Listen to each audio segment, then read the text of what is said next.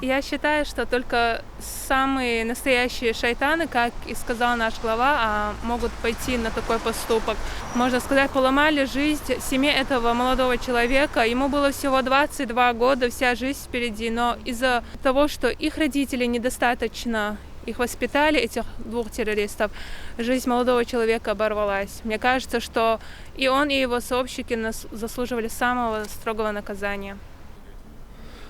Ассаламу алейкум. В первую очередь, конечно, хочется сказать нашим молодым людям, что война уже 20 лет назад закончилась. Уже объявлено прекращение террористической, как говорится, антитеррористической акции на территории Чеченской Республики. Мы только начинаем жить мирно.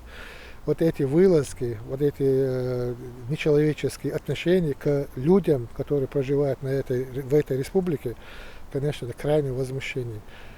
Осуждаю всеми формами, потому что нет оправданий тем действиям, которые сейчас происходят в различных уголках мира, вот как бы доказывая какое-то свое я или там еще что-то. Ну, например, в данный момент вот этому акции вообще мы даже не знаем, как его назвать и чем его назвать. Терроризм, это вылазка или какая-то, или вообще просто так, чтобы людей раздражать, расстроить. Вот и так это тяжелейший год, 20-й год, она была тяжелейшей для государств, для людей. И плюс вот эти 10 годы, они очень, конечно, плохо, очень плохо.